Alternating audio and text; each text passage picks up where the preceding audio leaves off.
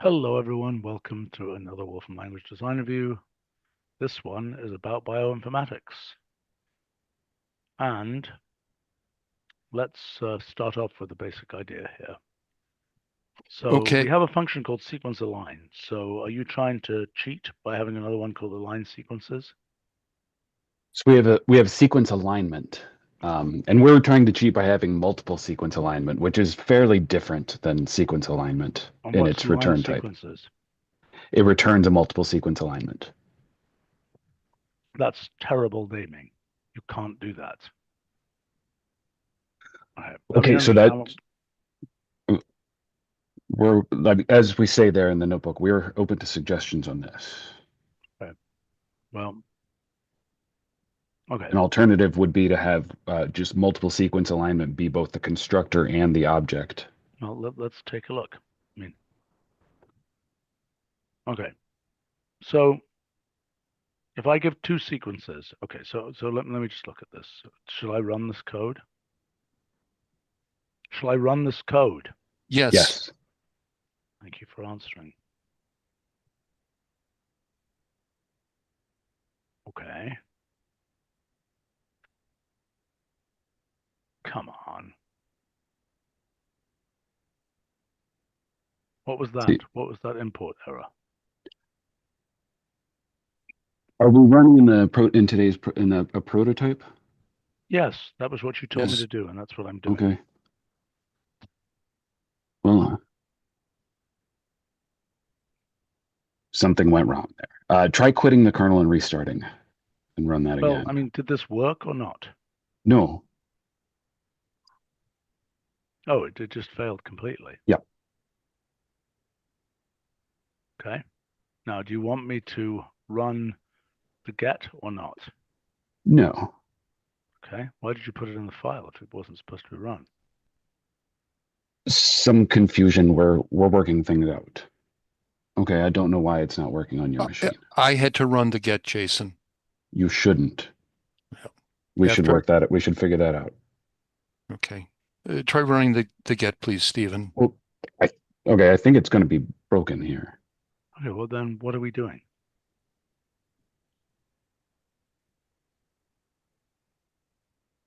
Can I do anything? I mean, where is it importing from?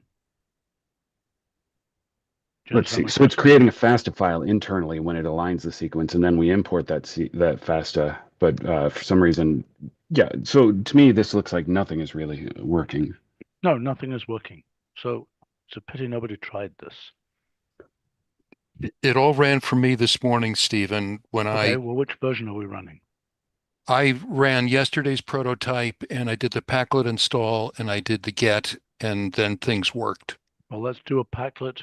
This Packlet here, Yes, that temp one there. store, is what I Yes. just installed. Okay, what else So can then I try do to Packlet test it? uninstalling it and let's see if it works. Because it should just work for the most part in yesterday's prototype. There were only few uh, changes there.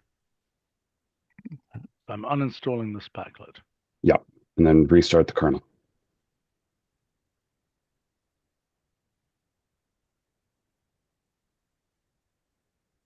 Right, let's get our chickens again.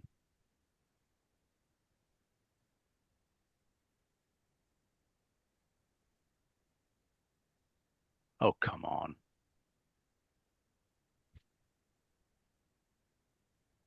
Do you have a version of this file that's been run? Let's see. I can run it and email it right now.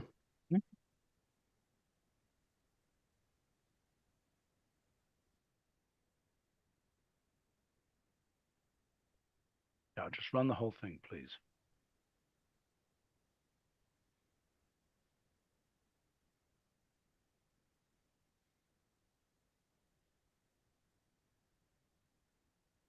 Disappointing.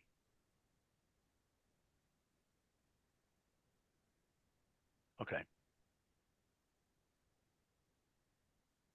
Well, so you have some structure that represents multiple sequence alignment, correct?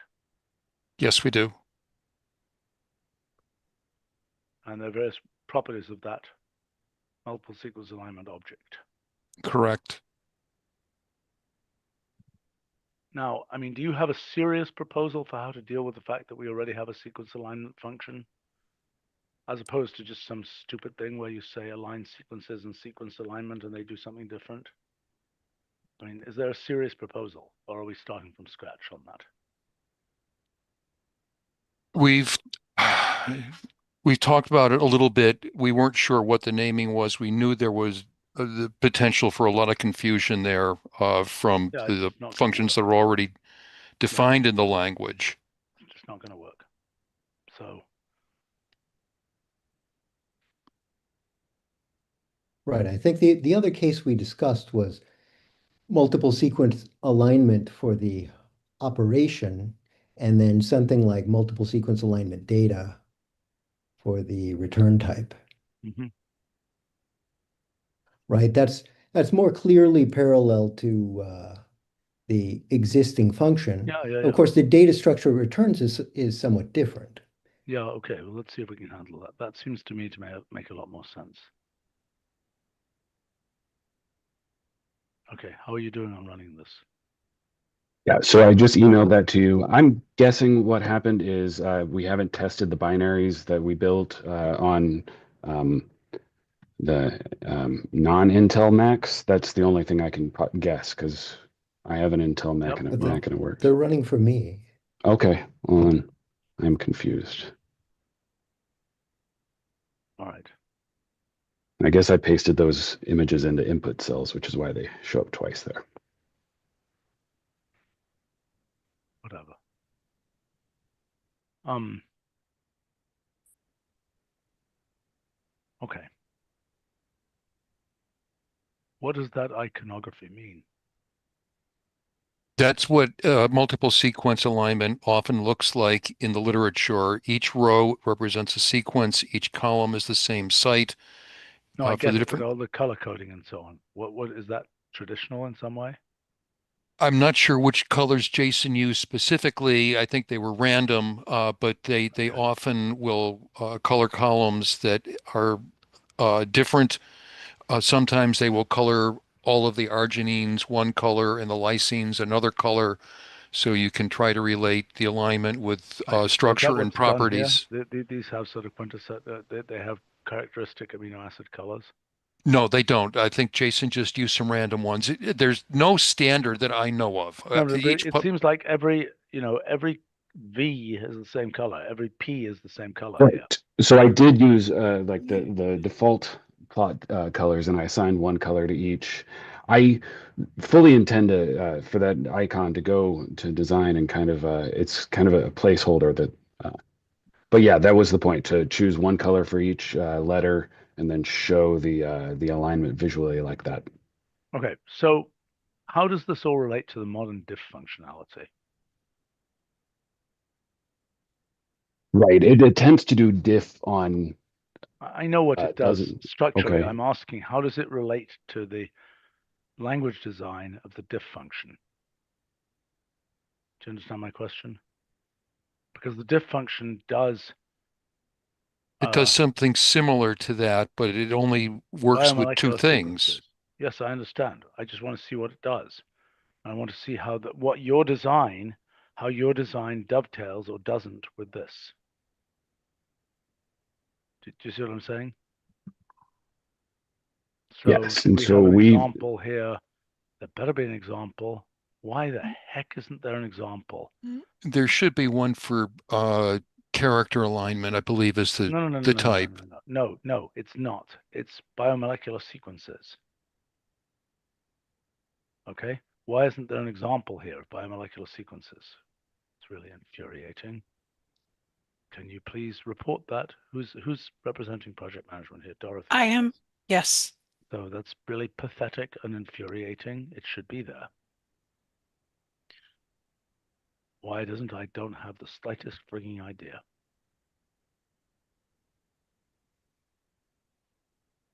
So you want an example of biomolecular I sequences absolutely do. there? I mean, Okay. this is a very pathetically underdocumented function right now, which is very disappointing considering that a lot of time was spent developing it and it recently came out.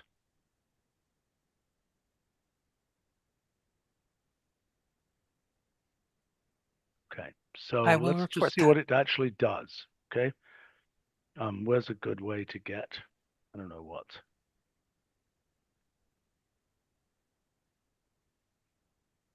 Okay, and how do I get the sequence here? How do I get the sequence? Does somebody know? No. I think it's reference sequences.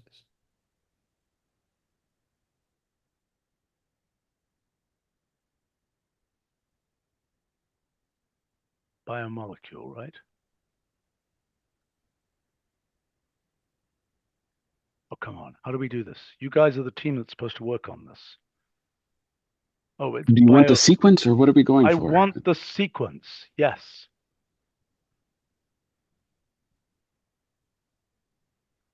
Okay. So here, and I can get the string out, but now what I want to do is I want to compare this with, well, let's try biosequence. I don't know what I'm doing here. HbA1. There is such a thing. That's much smaller. Okay, well, so let's But get it came out this. as a protein. Oh, One gene, one protein, looks like. yeah, that's wrong. Well, I mean, we could do, but okay, we can take this.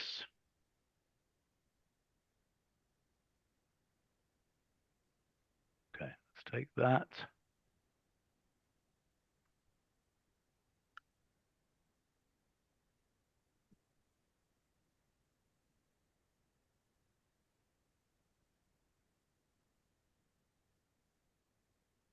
Okay.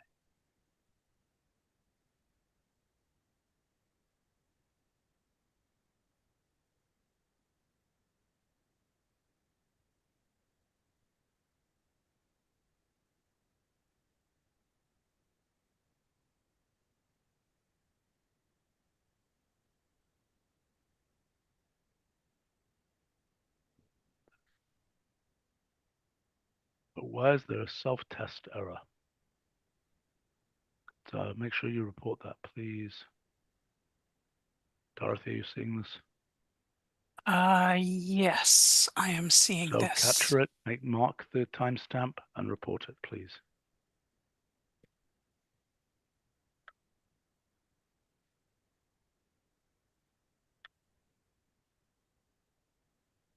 Okay, lovely. So that's the diff here, right? That's one style of diff.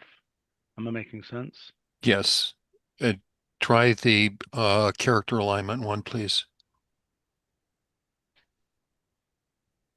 Right. And we have a preliminary visualization of an N, essentially N sequences variation on that. Okay.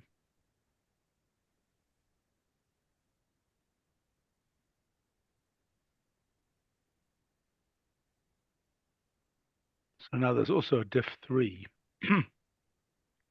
supported in the diff framework, right? Yes, I've not used it though.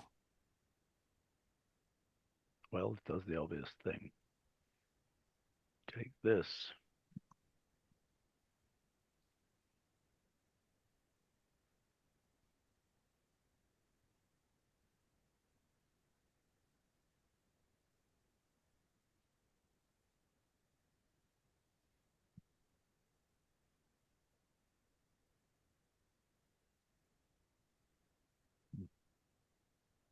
That's not what I expected.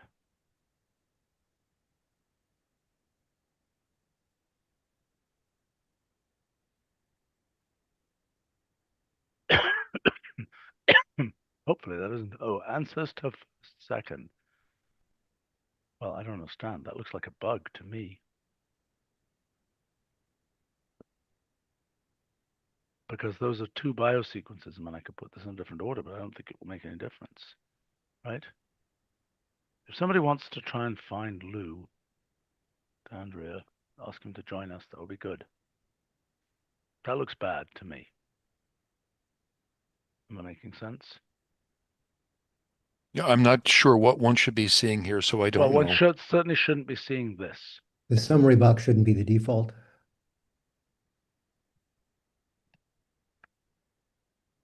But certainly not a summary box that says, okay, so that's a representation of a three-way diff. Okay, now, what I'm going to be asking, obviously, is if we have multiple sequence alignment, why aren't we doing that for character sequences and so on as well as genomic ones? Do you understand what I'm saying? Yeah, I mean, we're the first ones to try this, as far as I know. I mean, for multiple sequences. Everything else has been pairwise, No, and I understand that. I understand that. But in the world at large, people do multiple sequence alignments uh, for genomics, but they don't do it particularly for character. It's like here are 15 versions of editions of Shakespeare. What are right, all the differences between them, right. I see what you're saying. right? And we should be able to generate a phylogenetic tree for that case as well. Exactly. Some people have done that, trying to trace I you know, know, the history of various versions of some texts. right? Um,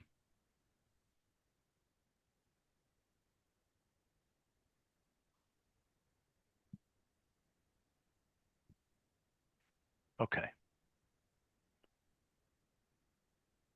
So this is representing this kind of object, and you have, what do the dashes mean? Th Those are gaps where the alignments, it basically representing insertions or deletions between different sequences. And what do the blue things mean? The blues are where things are the same, and I don't But they're know. not. Look, it says K and then it says P. Excuse me. The blues are where things are different. The whites are where everything is the same. I had it backwards. But even This, though many of these are the same, you're still marking the whole column as a column in which there are differences. Is that correct? yeah, any column that is not completely uniform got colored. And I just colored the whole column. I did not try to color by a particular residue type or anything like that. This was just seeing what we could do. Could we put together, an n row version of what diff does? Okay.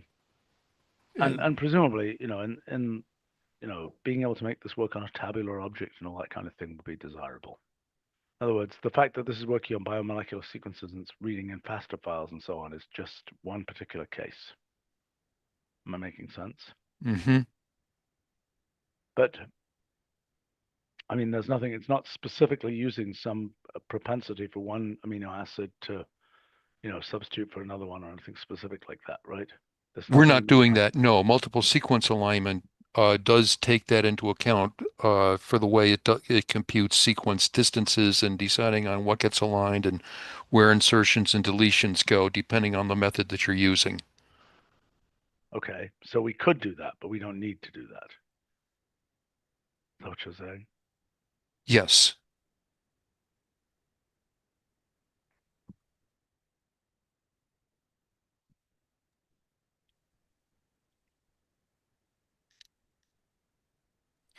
Looks like Lou is here now if you needed him, Okay, Stephen. yes, I do. Hello. Hi.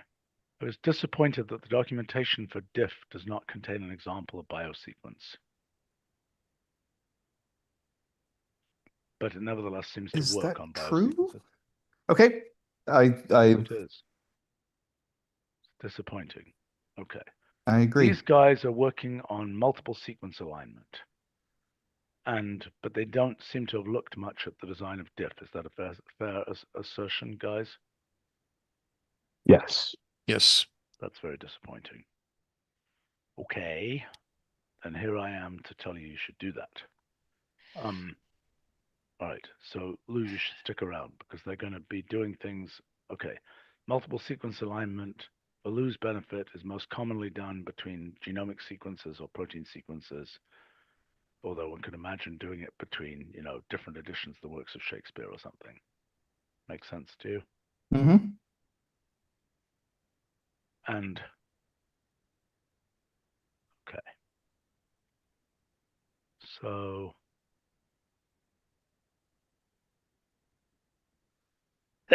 I don't understand what's show alignment differences. I mean, not what is it, but why is it defined? Why is it in blue? Why is it a Let's function? see, because we wanted a way to visualize this quickly, and we don't have a full design for it. I think in the end, the multiple sequence alignment object, or whatever the name of it is, will have some type of sub-value that was used for Yeah, okay, so visualizations in why the didn't same you way. look at the, I mean, diff has all We of did. this. We specifically spoke to Lou about this, and I mean, Well, I And thought you we, said you we, hadn't we looked at modeled this. it on the character alignment method. Okay, I thought you said you hadn't. Great. well, no, we didn't look at the design of diff because to us it doesn't really seem like the same. Uh, I'm sorry, what do you like mean it diff doesn't? diff when you're comparing two different things is a very specific thing, and to us multiple sequence alignment is a specific thing that you do in phylogenetics and bioinformatics. Yeah, but not Genomics and so on. and digital humanities and lots of other things. Um, okay. Well, let's understand. Okay, so first step is to just be able to do all this lining up. And Yes. there's various methods that take account of various features of biomolecules. Is that correct? Well, what do you mean by features of a biomolecule? We're just I mean working. that, okay, is it just I mean, does it care that a, a particular kind of hydrophobic amino acid is more often substituted for another hydrophobic amino acid than substituted for a hydrophilic one or something? The the distance functions that we're using right now are agnostic for that in terms of proteins. Is an alanine is different from a lysine, period. The distance functions for nucleic acid base pair substitutions generally have what they call transitions, purine to purine or pyrimidine to pyrimidine, occur more frequently than transversions, which are purine to Yeah, okay, so pyrimidine. fine. So So they do that. But for proteins, I don't think there's, um, okay, fine. for alignment, they take that into account.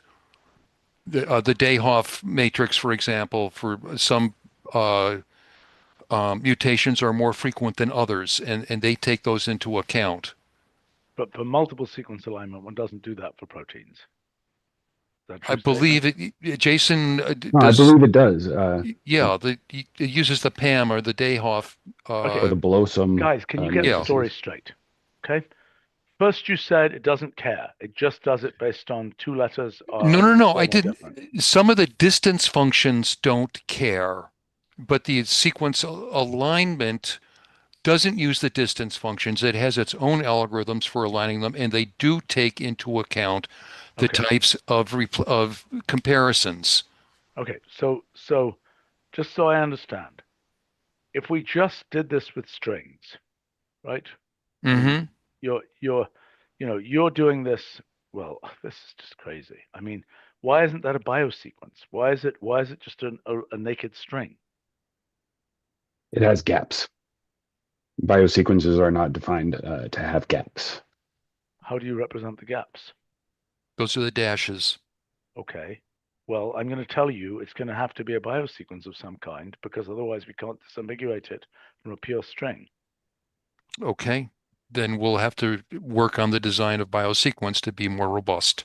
I think so. But I mean, my point is the obvious way to do this is if it's, we want this to be a general algorithm. We don't want this to be just something hidden in some bioinformatics corner. Am I making sense? Yes. The so all right. So we got these strings and you're labeling them. So this is typically a list of association. No, what is it? Is it a list of associations? Or is it an It association? it's just an association. Okay. So it probably should accept multiple things. It should accept an association, a data set, a tabula, etc., right? Sure. Like anything that represents a key value pair where the values are the biosequences. Yeah. Yeah. Okay. So, and presumably if you give it a straight list, it will just say 1, 2, 3, 4, 5, and so on for the labels. Is that correct? Yes, that's what we do by default if you don't provide labels. Okay. All right. Okay. So then it does the sequence alignment. Does that take a long time? It There is hasn't a for the fast method and a slower method. And why would you use the slower method? It can be more accurate for larger sets with a lot of divergent sequences. And what about, so is that a performance goal, arrow quality, or speed? We have it as a method. So Okay, method. so you should make it also a performance goal, arrow quality, or speed. Does that make Okay. sense? But I mean, the method is also, they're probably named methods, so we probably want to support those as well. Okay, so then, you have some kind of diff object, something analogous. This is a diff object, right? Am I making sense? Yes. You know that that's a yeah, diff object, right? yeah. I'm right that it's a diff object, am I not? Yes. So then the obvious thing for you to return is something like that diff object with the same kind of styling of being able to select different views and so on, I would think. Does that make sense? Mm-hmm. And you'll have a bunch of elisions and so on here. Okay. So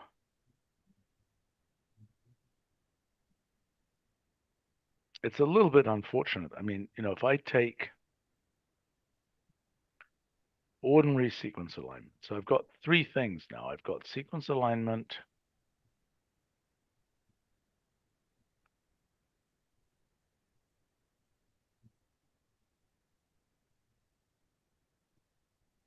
I've got diff, and I've got multiple sequence alignment, right? Now, just so I understand, in principle, multiple sequence alignment could make a picture very much like this one, right? In which the white things, where it works just like this. In other words, sequence alignment could allow more than two arguments. Am I making sense? We just didn't have the algorithm for that before. It's probably correct. Yes. Okay, and it could return something that is like this, but with lists of more than two elements here. Yeah. To be honest, most of us are not. We find this particular notation awkward. I've used it a zillion times for all Okay. kinds of applications. Okay. It's nothing, there is no perfect way of doing this. Okay? Right. Yes. But, I have to say I've even used it for genomics, Okay. right? And it's very down to earth, if you understand what I'm saying. You really know what you have. Okay. Now, what's your analog? What's your best analog of this kind of structure? We don't have anything like that at all, actually. Right. The only ways you can deal with your thing is you've got some weird alien object and you're poking at it. Is that a fair statement? Whereas this is a thing that is a very traditional data structure. Does that make sense? Yeah. Okay. Now, to use that data structure and to do the phylogenetic tree stuff, which was Hopeless. our Hopeless. goal. That's hopeless. Hopeless. Right? That's not what that's for. Right? What I wanted to say was we would have to take this structure and recreate the individual strings from it to be able to calculate distances and things like Yeah, that. I know. It doesn't make Okay. any sense. Right? Doesn't make any sense. But we've got this. We've had this for 20 years. And I, for one, have found it pretty useful. Right? I mean, Okay. so let's not just reinvent something else that isn't consistent with it. I mean, it's now the truth is, we've got the situation now. We've got diff, we've got sequence alignment.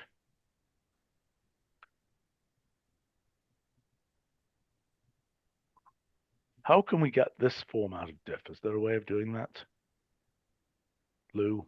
I'm thinking the closest you can do is ask for the changes of that diff object. And that will give a marked up version with some indices added.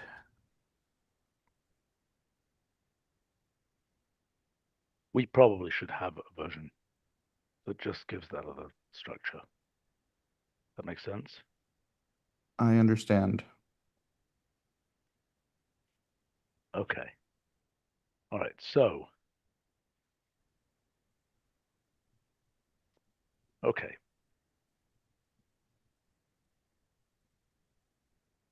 So for sequence alignment, is this using by default? I see.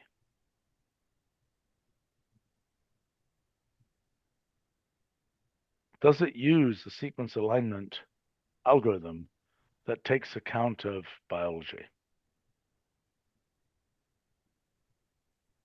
Do you understand my question? Yeah, it looks like it does because it has a gap penalty in there, which, you know, is very much what the biologists talk about using. Okay, so do we have a gap penalty option here? It's built into the cluster omega code that we're using to do the multiple sequence alignment. So And what is the gap penalty? 13 or something? Or what? I mean, is there some? it would depend on the particular method. Jason will have to document that. Well, So we there is can't change it. I mean, if you can't change it, there's no reason to document it as such, I would think. yes, that's true. Yeah. Okay.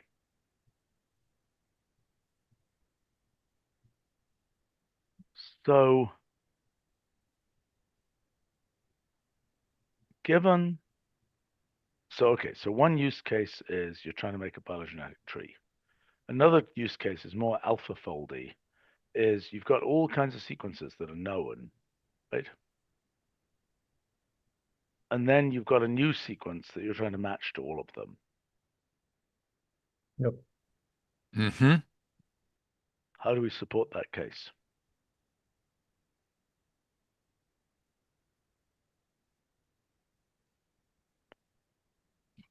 The existing sequences that you've got already, you would have not just a list of them, but you would have a multiple sequence alignment that you've done. That's how you relate them to each other. And then Yep. the new sequence would come in. I don't know how you could align that to the earlier alignment without changing, keeping the earlier alignment constant. I don't know if there are methods for that.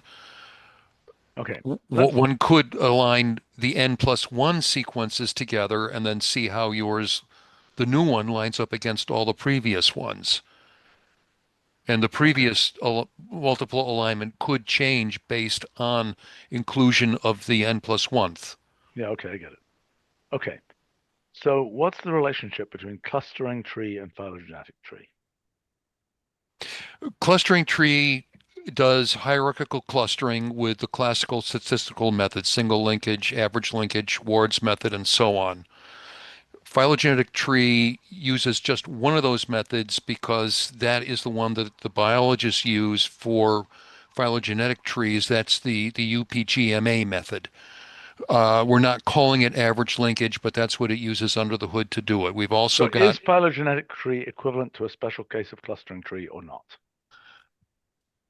we're basically using the same data structure for output that clustering tree uses. No, but Yes. does it do the same thing? Can I get, if I took this thing here, put it in the right form for clustering tree, could I get this exact thing out with clustering tree? Yes, you could if you use the same average linkage method that this Okay, particular. so what we've got here, so if I say phylogenetic tree of some just random list of things that I might have put in clustering tree, will it work or not? Probably not because we don't do the distances on random things. We only do distances on Okay, but that's sequences. probably wrong. Okay. We We should support it. Look, this is the whole point. This is how we get real power from our system. Is by not just having it, like phylogenetic tree is a perfectly reasonable thing to ask for from character strings, with the same definitions, right? Yes, yes. So you can do your 5 different versions or 10 different versions of Shakespeare, for example. Yes, I understand that. Right.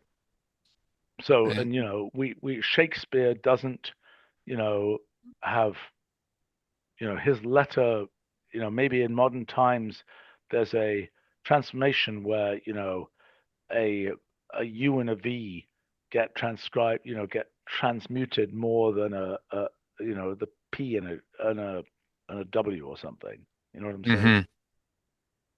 hmm or an S and an Typos. F. Yeah, typos get, there's a typo matrix which we should get. There's a well-known typo transition matrix. Am I making sense? Yeah, it is for English though, right? Yeah, different Yeah. ones, different keyboards. Okay. So Okay. this object that comes out, I mean, if I make this a clustering tree,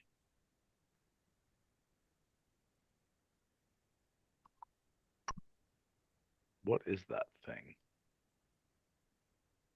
That's a clustering tree. It's a graph. Well, that's not what I was asking. It's a graph, Oh, basically. yes. Okay. Is that what this is as well? It is with essentially the same syntax. We Okay. modeled it on that, on what clustering tree produces, and we chose a graph over a tree expression because we need to support unrooted trees. And tree expressions are by design rooted. Yes. And the ordering is significant in a tree expression, which it isn't in this case. From a phylogenetic point of view, the ordering of the branches isn't that important because, Oh, I understand. It's not yeah, significant. It could be either way around. yeah, Right.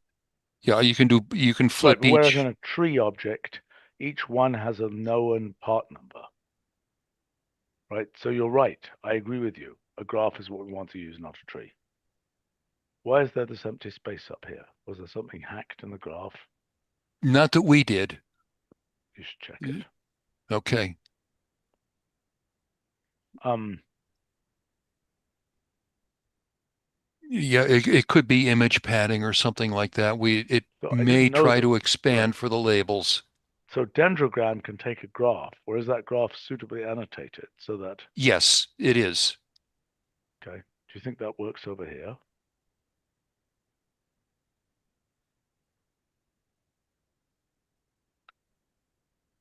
Very nice. I didn't know that worked. I wonder if that's documented. We I should believe it check. is. That dendrogram can take a graph as input. Yes, it says it can take a weighted graph, and the weights have to be non-negative. So The vertex weights. basically, it takes a graph that is the output of clustering tree. Yeah, but what about, it doesn't say that up here. It says, It says dendrogram of tree, which I found to be slightly confusing when I Yeah, first read that. okay, but there is an example of it. I don't care. It's not in the documentation, which is Okay, wrong. okay, Okay. make a note Now, of that. presumably, it can take a tree object as well. That should be checked. Dorothy, please make sure that gets checked. Okay. And this should document dendrogram of, I don't know, graph or G. I don't know what it should say. Of G or something corresponding to a tree or graph object, weighted tree, a capital TRE, or graph object. Does that make sense? assuming that's correct. Yes? Does that make Okay. sense?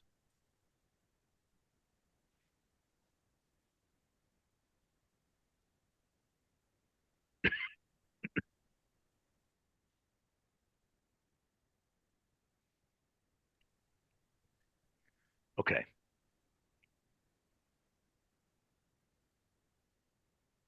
Okay, that's a different method. Yep. Okay. And this second set of examples, we're using biosequences for input instead of strings.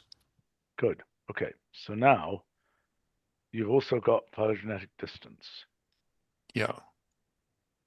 There's a clustering distance, isn't there? Or am I wrong? No. I've not heard of clustering distance in No, the okay, fair enough. language. It probably doesn't exist. Okay. So you didn't put an example of phylogenetic distance here. No, we were going to ask you to go to the documentation page for it in CVS.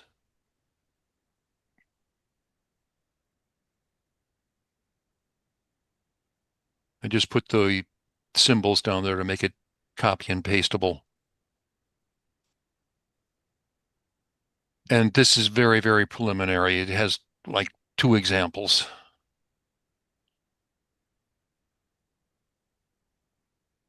What are the units? In this for this one, which is the default distance, which is the p distance, it's the percent difference.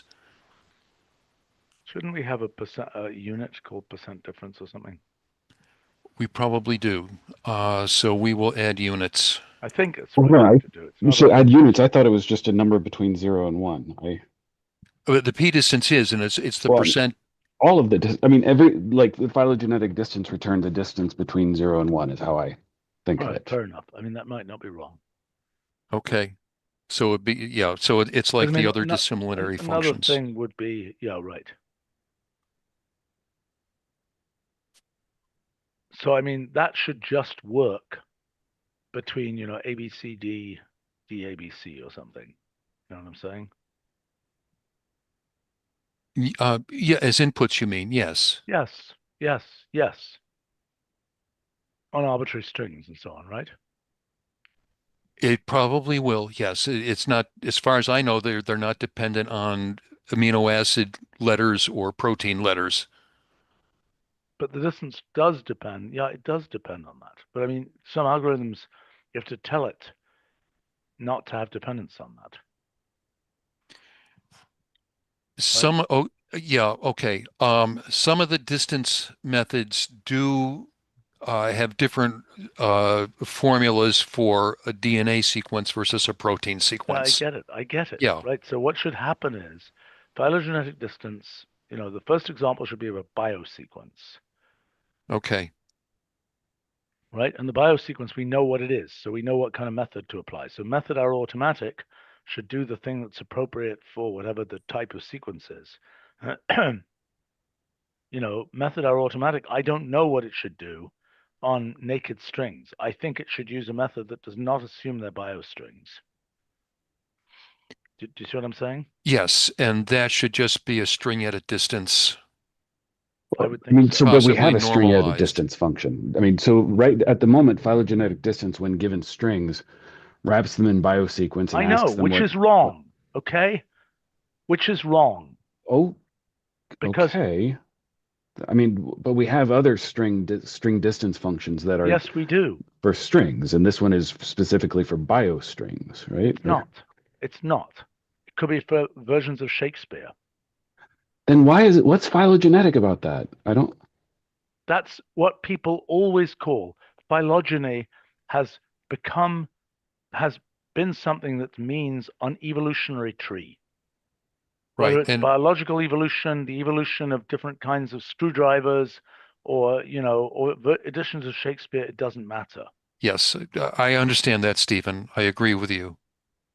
The rest of the team just isn't familiar with it. Right. Dan Lichtblau, I believe, has worked quite a bit on these kinds of things. You should talk to Did him. you say Danny Lichtblau? Yes. Yes. Did Yes. you already know that, or Yes, I know about his function repository, phylogenetic tree plot, and some of the work that he's done based on image processing. Oh, is that what it is? Okay. Let's look up his thing there.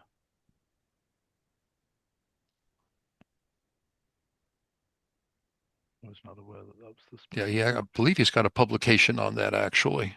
Yeah. It's in the references. Okay, so what's the relationship between this and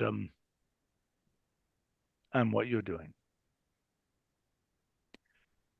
He has just one method, uh, and it's not any of the ones that biologists have used, and we've focused on the biology side of things.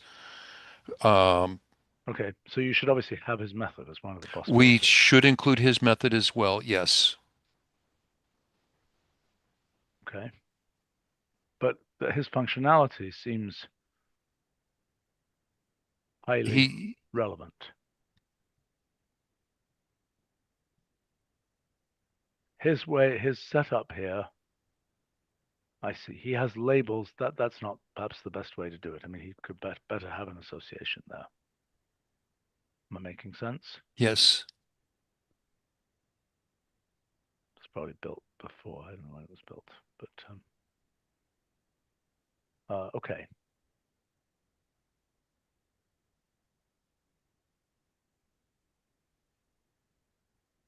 Nice. So you can do this too, presumably.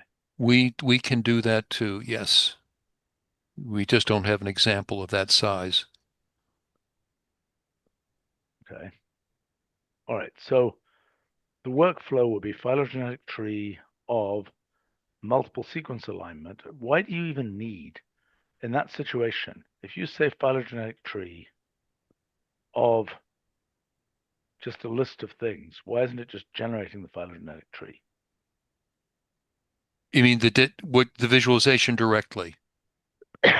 Well, So phylogenetic phylogenetic tree tree. will automatically call multiple sequence Okay, fine, alignment under the fine. hood. But why is it doing? I mean, this particular picture is what I've often seen. Left hand, this type of thing. Right, right. And that's strictly for visualization. It's a graphics object and it's not computable. With the graph expression, we can compute things from it, such as the phyletic distance Yeah, okay, between fine, different. fine, fine, fine. But you can certainly make a graph that's laid out this way, right? Yes, we use the dendrogram function to do that. Okay, fine, fine. But then why not just do that? If you say phylogenetic tree of a big list of COVID, you know, of And you wanted to call dendrogram and return graphics. no, I do not. I want it to Okay, return a graph object. that's what it does. Okay, but And I then, want it to return a graph object that's laid out like this. got it. Okay, yes, we could probably we should We've be able to definitely do thought of that. that, but we should be able to do that, but we haven't been able to in our attempts so far. Well, then ask the graph theory folk. Did you do that yet? I've talked to Charles about handling unrooted trees. I will talk to Charles about making this type of edge shapes is what's needed to do Yeah, it. I think that this just got added in version 15, actually, the capability to do this. I've spoken with Julio A. and Dendrogram Tree, which was started on in 14.1, has some of this capability in it for tree expressions to be rendered with these different types of edge shapes. Okay, all right. So you'll sort this out. So that the actual flow here would be, if I just want a dendrogram tree, I mean a phylogenetic tree, I just say Hmm. phylogenetic tree of blah, and what I get out is a graph object. Is a graph object, but it looks like this. I get it. I get it. Yes. Yes, yes. Um, we just didn't get there yet. Okay, all right, fine. Fine, fine. Okay. Um, okay. So if the thing you feed in is not, so if it's just a pure list that you gave in here, right? Hmm. Then it's going to just label it 1, 2, 3, 4, 5 here, right? Correct. Okay. If it is a Association, it'll label it with the right things. With the keys, yes. Yep. Okay. I assume that dendrogram works that way. We should check. Not dendrogram, clustering tree does. Okay. Oh, wait, no, dendrogram will also, yes. Yes, Okay, dendrogram well, will that's fine. also because it uses clustering tree under the hood. Okay.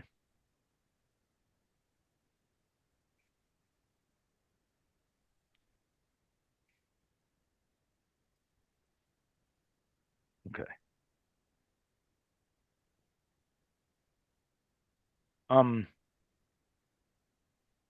Okay. So let's go back then. By the way, don't forget in documentation to have all the cross links to the diff documentation and so on. Am I making sense? Absolutely.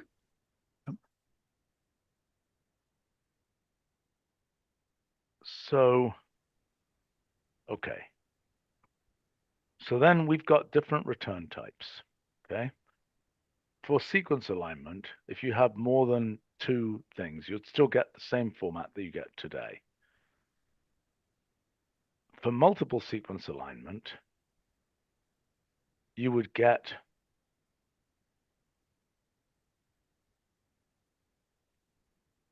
presumably a multiple sequence alignment object, or conceivably just a multiple sequence alignment again. Am I making sense? Do you understand what I'm saying? So you're saying that the existing function sequence alignment, when given more than 2 Yes, we inputs, just it should went through return a this. multiple sequence alignment. Yes, which we just went through, right? I mean, it would, but returning in the same format that it returns right now. Do you understand what I'm saying? Kind of, but that seems odd for sequence alignment to return a Why? different. Why? It's not returning a different. Do you understand what I'm saying? I'm saying currently sequence alignment returns. Look. That list. The list, yeah. Right. Yes. Yes. Right. So if it's multiple sequence alignment, instead of this list, it will have TTVA or something here. Right. It would have N of those. Right. Okay. And it would be exactly like this here. The blue things would be these sublists. Everything in blue here would be a sublist. Right. Yes. Everything in white would be a single string. Am I making sense? Yes. Jason, do you understand that? Absolutely. Okay. So it's just a way, an obvious generalization of sequence alignment to do that. Yep.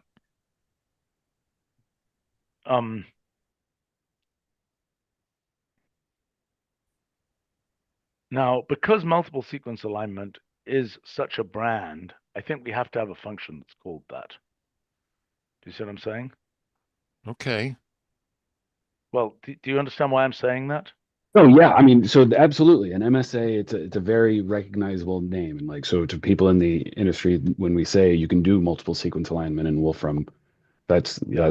that's got Okay. a Right. So cachet to then it. what I suggest is just like diff here returns something like this, that multiple sequence alignment returns a graphical object like this. See what I'm saying?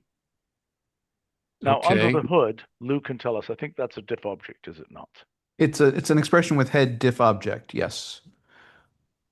Okay. And then there's typesetting rules associated with that, which formats in this viewer structure. Right. That will be my suggestion about what we do with multiple sequence alignment. Am I making sense? Yes. Yeah. Okay. Okay. Probably a multiple sequence alignment object. Right. Probably. That then offers you these different choices. See what I'm saying? Yeah. Yeah. And then, pardon if I sound like I don't get it, but for sequence alignment, you want that to be expanded to handle multiple sequences and just make those sublists longer. Exactly. Got it. Okay. So it's 2 separate things we're talking about here. Yes. Got it. Algorithmically, they are the same underneath. And there's probably a sub-value of multiple sequence alignment object, which gives exactly the same result as sequence alignment does for multiple sequences. Am I making sense? I'm sorry, I was making a note and I didn't hear it clearly. Okay. Okay, look, there's another issue. Sequence alignment takes a sequence. Let me just check one thing. Yeah, okay, so it takes some options, but it doesn't actually have it's a Verog's function. Do you see what I'm saying? I mean, what we're proposing is to make a function with any number of arguments here. Do you understand what I'm saying? Yes, yes. Yeah. Whether it should accept a list, I'm not sure. But either way, if it's any number of arguments, you can't have an association in it. Do you see what I'm saying? Yeah. Yeah. And Yeah. an association wouldn't match the output type, really. Yeah, that's right. Couldn't really make the output type work that way. So this is just it's a luxury to put in the case of more than two elements here. See what I'm saying? Mm-hmm. But we might as well do it.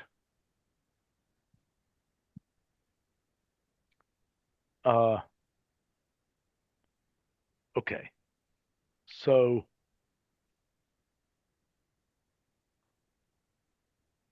well, this case, we know what we're doing. We've got a variety of different display formats. Was there anything else that you want out of multiple sequence alignments other than display formats? Yes, you want to convert the output to some other data structure. Is that correct? The phylogenetic tree. Well, it's used for. Not a phylogenetic tree. That's a different function. I'm talking about this, for example, which is a data set. Sure, you would want to so it's got a let's see. So I set it up with a number of sub values, right? So you can return the input sequences. We just take the gaps out. You can Another interesting thing you can do is take every column where there is any gap and throw that out and only return the sequences where you know what the letters are. And that's often used when people do comparisons. Okay, so the things we want out, there are things which we want to display, like this, for example, right? Right. Right. And there are things where we want a structure out. Mm-hmm. Am I making sense? Yep. And we need a list of those structured things that want to come out. And they presumably will be sub-values of the multiple sequence alignment object. Am I making sense? Yes. Now, Lou, in the case of diff, is there anything that I can emit from here that isn't just part of the viewer? How do we get something computable out of this? Well, the object itself is computable and it can be used as an argument to other functions like diff apply. And it also has many subvalues from what I see, right? The diff object. It does. But typically those are sort of lookup operations or extraction operations. They're not computable per se. Okay, but the main point that's being made here is that, for example, to get from this diff object this kind of format, is it possible or not? It is. What is Yes. the way to do it? There's an up value for sequence alignment, the string sequence alignment. Oh, wow. Type sequence But there's alignment no right where you are. sub-value of that. Sorry, sub value. That's what I meant. That's what I meant, Stephen. Sorry, sub value.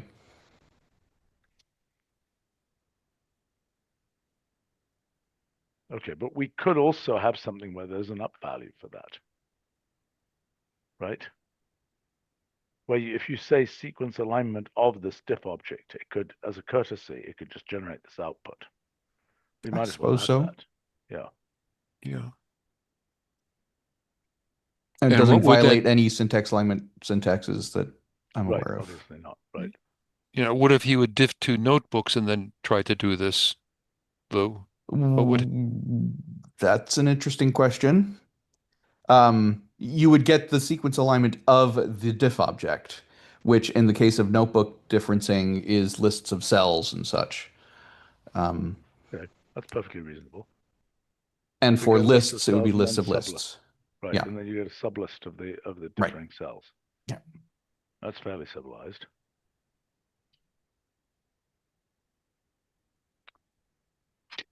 Okay, So where you have a long string of contiguous characters, that would be replaced by a list of cells, you're saying, Lou, right? Correct. yeah, Okay, yeah, okay.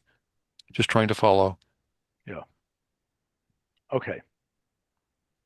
So now, well, I think this is all coming together. I mean, um, in the multiple sequence alignment object, you could ask for sequence alignment of that or blah subsequence alignment or whatever, and it should give you that form.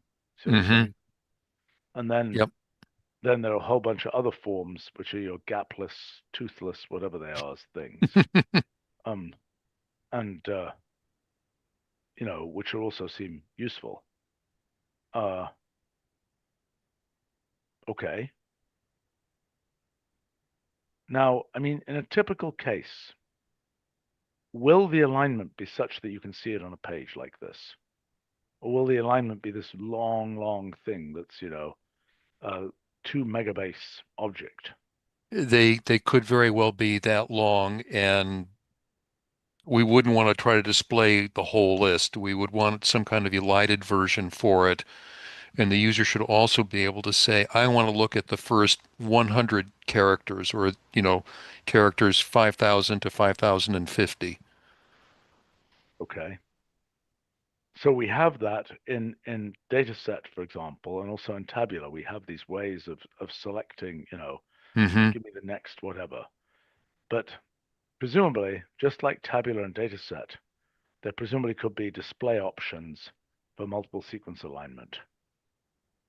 Am I making sense? Yeah. Yeah. We should think about that. But I mean, we can play with a second argument of multiple sequence alignment because, I mean, obviously this is totally wrong. It's not dot, dot, dot. It's just a list, right, or an association here. But it can have options and things later. Am I making sense? Display options, you mean, the way dataset Well, does. or any other options. Yeah. I mean, it's obviously got a method option as well, right? It does have a method option for the alignment method, yes. Okay.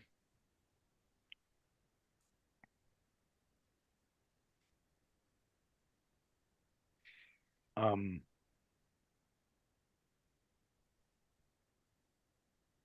what the heck is all this stuff? So I was just showing how to find the evolutionary distance between two species, Yeah. kind of by Which you can using also find the find by shortest just path. saying phylogenetic distance, correct? I'm sorry, Stephen, could you repeat the You can question? also find that by saying phylogenetic distance. That would give you, based on the sequence that directly, the phonetic distance is what you get from the tree, and that's not exactly the same as the distance of the sequences because I see. okay, the brain, it's made, the the phyletic distance is based on the branch lengths, and that takes into account the whole structure of the tree, or in that neighborhood anyway. Okay, is Um, every branch length 1 or not? no, they're not. The branch lengths depend on the algorithm that's used to construct the tree. So it's a weighted tree. It's a weighted tree thing Yes, that it, you've it, got. it has vertex weights for the heights and it has edge weights for the branch lengths. Okay, so but this phyletic distance seems like a good function to have. Okay, we can And wrap that why up not to do that. support that for ordinary trees as well, where you just take everything to be unit length? This is basically how many, if you're the third cousin 3 times removed of somebody, right? This number would basically give you your genetic similarity, I think. Yes, it can be converted into a number of mutations, basically, is what it represents. Exactly. Right. But so it's, in other words, if you are, what fraction of identical genetics do you have? You have 128 or something like this. Is that correct? If you're 7 away here. Uh, I think so. Give or take. Yeah. That's a useful thing to have. That's a nice concept. I mean, now, so the phyletic distance would be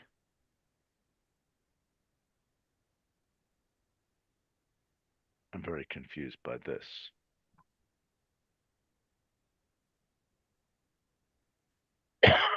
For phylogenetic distance, just given two biosequences, you can compute the phylogenetic distance. True or not true? Yes, the phylogenetic distance, which is based on the sequences and the particular method of Okay. computing the distance. Okay. Next one would be the phyletic distance depends on the structure of the whole tree, right? Yes, it would be a tree. It would need the tree and the two species taxons, paragraphs of text or whatever. Right. So the first argument is either the phylogenetic tree or maybe the multiple sequence alignment object, right? I don't know about the MSA object. Well, but that's easily derivable. I mean, as a courtesy, we should allow one to give that. As a courtesy, we should allow one to give the unprocessed thing that will then have, phylogenetic tree called on it. Yes, See what I'm and saying? it used the default options. Yeah. So I Yeah. mean, if all else fails, phyletic tree distance would be a list of elements, and then element number one, element number two. Okay. Yeah. Yeah. Why not? Okay. And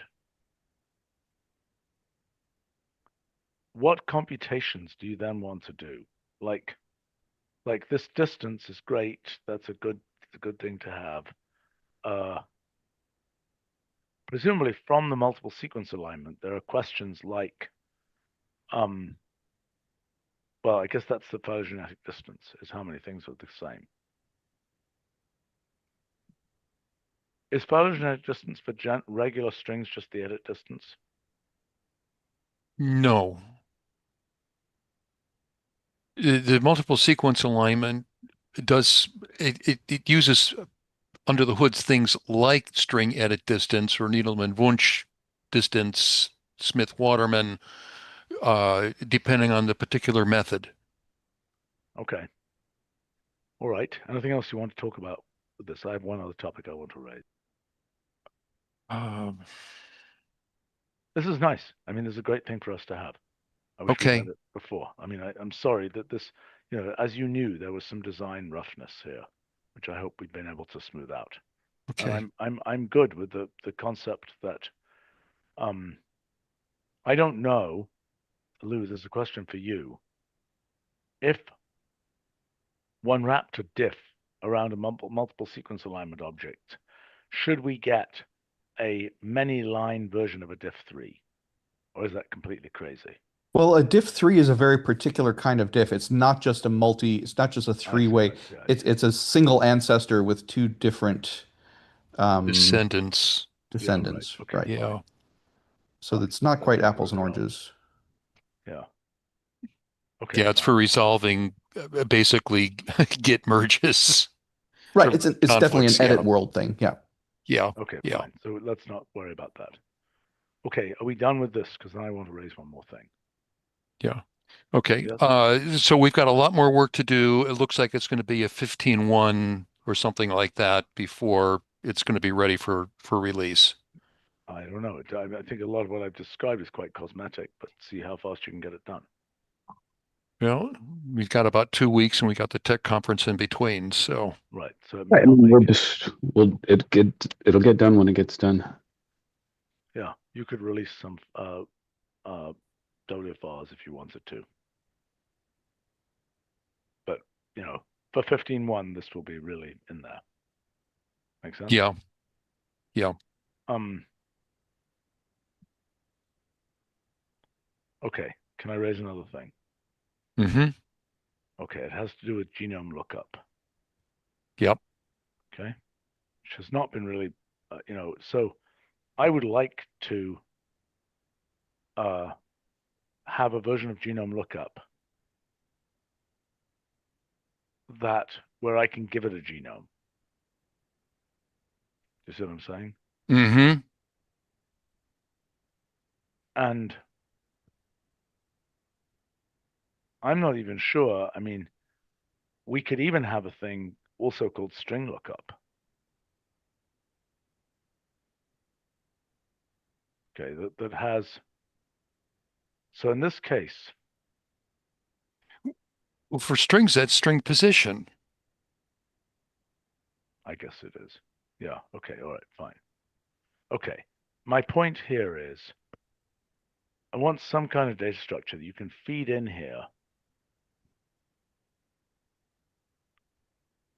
Right. We want to have a genome object, like a genome data structure that, I mean, and obviously it would definitely have to work with this. Yes. Right. But I mean, I think then it will be something like genome arrow sequence will be the lookup. See what I'm saying? Instead Now, of how would two that actually? arguments. Yeah. Well, it can't have two arguments because it already has that. So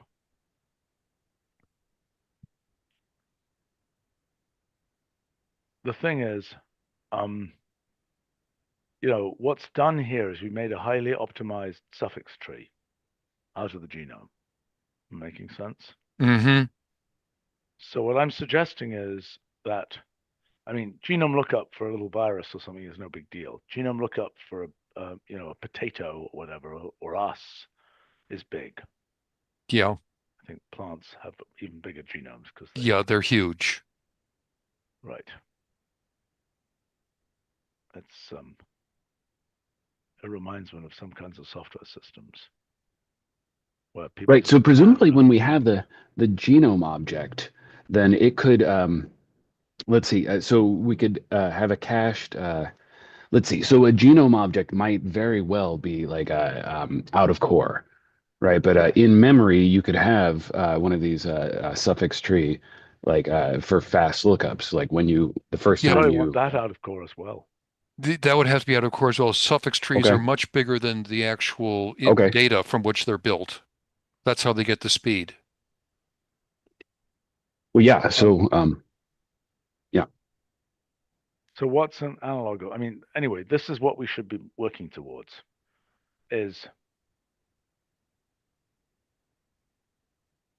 I think we got those VCF files. Is that right? yes, Yeah, they are on our roadmap.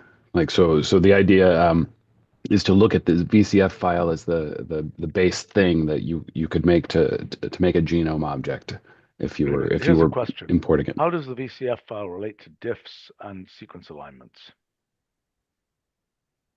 Do you understand what I'm asking? well, a VCF file would be an individual's version I know, against I know. the reference Right. genome. It's a diff from the reference genome. Yeah, Right. That's why I'm asking how does it relate to sequence alignment? Because it is basically what is in the VCF file is the, a representation of, like sequence alignment right now as goes, string and then the pair where they're different, right? The right. And VCF analog of that would give a coordinate, which is very similar to what it would be the uh, position in that list where that exactly, multiple things are. Yes, it would be something like that. right. So that might be our internal representation. I mean, I don't know what the internal representation of multiple sequence alignment is, but it must be something a bit like that, right? I I don't know. We'd have to find out. Okay, but I mean, the point is this, okay? you know, we're all, for better or worse, very similar in our 6 billion base pairs. We Yeah, differ only in what, a few million or something. Is that right? I don't know the numbers, but it's small. Yeah. So, clearly the uh to store that, we want to store, which is why VCF is so much smaller than the full genome. we store only the diffs, and presumably the multiple sequence alignment thing should similarly store only the diffs, which I hope it does. I mean, the toy examples involve, sequence alignments between frogs and elephants and things, which will be somewhat different, right? Mm-hmm. But between different, frogs of the same species, it's going to be much more similar and much more. We want to optimize it by keeping only the differences, keeping only the diffs. Make sense? Yeah. Yeah. So let's make sure we're doing that. Okay. Nice and efficient. We'll Now, see. let's talk about out of core.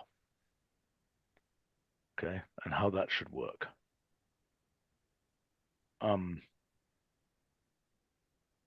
I don't know. I mean, people use all sorts of databases to store genomic stuff. And presumably this will be a database lookup of some kind. I mean, so far as I remember, genomes are not stored in any kind of custom database. Is that true? I don't know. Keiko? Um, I think at genome lookup, we store. No, Oh I'm not talking about no. our genome lookup. I'm talking about in the world at large, when somebody has, people are trying to do the Million Genome Project or something like this. How do they store the genomes? Right? My recollection is from wandering around bio-IT, trade shows and asking people what database do you use, that they're very generic databases. They're just like, oh, we put it in a S3 bucket or something. Am I making sense? Mm-hmm. Yeah, we'll have to look that up. I have no idea. We'll have to do some research to figure that out. But that would be a reasonable, an S3 bucket so that's, we have this notion of external, what is it called? External storage, right? That's a download, right? That's from IPFS. But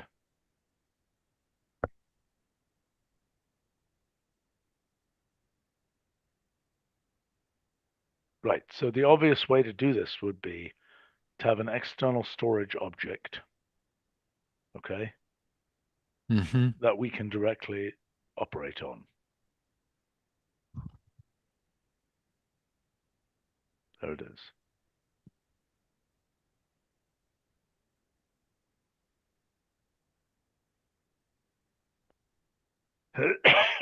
This is exactly what we need. Okay. Sense. So in other Yeah. words, what this would be is a genome, it will be something like genome.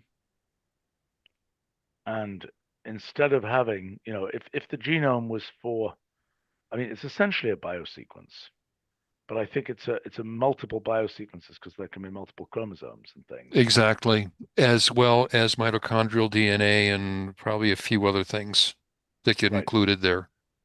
Right. But if we were just dealing with viruses or something like that, we just have a biosequence here. Yeah. Right. And in principle, we could have a biosequence of an external storage object. Okay. Okay. Which would be an out of core representation of that biosequence. Mm-hmm. Right? I mean, for critters like us, we got separate chromosomes, there's different strands of DNA, although, what's the biggest chromosome? Is chromosome 1 the biggest chromosome? I think it is.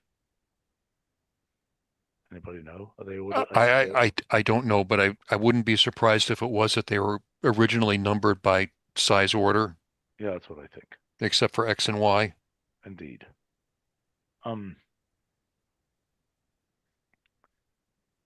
So then what we would be looking at is something which says, multiple sequence alignment of genome or just sequence alignment of genome, blah, Oh my gosh. And well, I don't know exactly what we return. Now, one thing to be aware of here is because there's a hierarchical structure of the genome object in terms of separate chromosomes and so on, how does that relate to what we return from multiple sequence alignment? Do you understand my question? I think so. It would almost have to be, a multiple. It would have to be. Um, well, I'm thinking whatever it is, one per chromosome or per unit Right. So I within mean, the what we're going to genome. have is for example, it would be, John Smith, arrow, and then this is you've given here this with all this gapping and so on, right? With a protein sequence, yeah. So it would be John Smith and John Smith's genome expression. Well, I would And think it was chromosome 1, arrow, gap, gap, gap, whatever it is. well, okay, as the sequence for the, well, that would be the verbose version of it, yes. But we would Right. But I want mean, it to be a diff against the reference genome to conserve space. right. Well, I mean, so then we'd probably need a separate function that represents, uh, we'd probably need a thing called genome variant, where it's, human by default, since that's our market for the time Yeah, being, yeah. until we have all those That's the Belgians, reference genome, and then the diff notation. right, and then a diff of some kind, right. Yeah. Now, I've just recently come across pan-genomes, which are not a single reference genome, but several that are more characteristic of the particular species. I see. I just saw a seminar where a guy from Google was talking about what they're doing. So we should probably have that on the roadmap as well. But I have no idea, how Let's do big a it for pan. our human 8 billion people, and let's make sure that it's weighted according to the number of people that have this or that bizarre genetic feature. It's cool. I mean, why not? That would be Yeah. what we really need is the map, the full map of, just like we have gridded population density for the surface of the Earth, we need kind of the gridded genomic in genome space. We need the gridded genome density that tells us how many people. I mean, it'd be very In cool. this location have this Well, not even variation. physical location. I mean, I'm just thinking about, take all the Icelandic genomes or whatever which exist, and just ask the question in this, you know, I mean, obviously there's data from, Omim, Timvar, whatever it is, of all these different, this fraction of people have this SNP, but it'd be kind of Hmm. cool if you could see that for the whole. I mean, this is, I guess one has this stuff for haplotypes. Which, by the way, reminds me, when are we going to be able to go from a mitochondrial genome to its haplotype?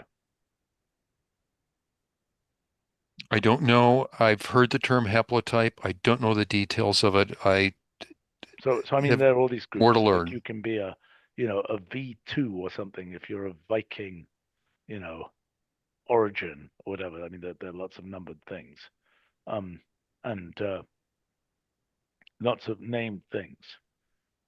Okay. And the whole point is that those are obtained from some kind of fingerprinting of the either mitochondrial or Y chromosome, whatever.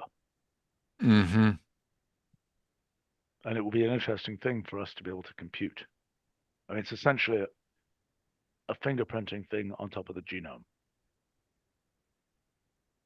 Okay. Um, so I mean, this is the kind of direction is I think we're going to want you know okay, one reason to bring this up right now is thinking about the return structure for multiple sequence alignment, given that what we might be going in is genomes or genome variants. See what I'm saying? Hmm. And what you're proposing as output, well, what's inside the multiple sequence alignment object, we don't really know. But when you see the display, yeah, I guess it's just a question of how it's displayed with the chromosomes and so on. Yeah. All right. Actually, there's really nice stuff we can do with these genome things. We should have thought of this ages ago. And I hadn't really internalized the importance of having, given an S3 bucket, you just point there and say this is where the genomes are. I'm making sense. Yeah. Yeah. I think that's where they come from. I think that's where they get stuck, or one of the cloud services is where they get put from the output from an actual sequencing machine. Yeah, this would be really nice. Okay. And I guess, also with the genome thing, we can deal with the 3', 5', et cetera, et cetera, et cetera, all that weird ambiguity. I'm not familiar with what that is, so I've got Which more way homework. you read on which way you read on a DNA strand. Oh, okay. 3' to 5' or 5' to 3', and yeah, Yes. Which yeah. regularly, okay. All right. We got a lot of good stuff here. Thank Nothing you. else we need to cover. No, nothing else that I know of. Excellent. All right. Yeah. Thank you Okay. very Soon. much. Okay. Bye.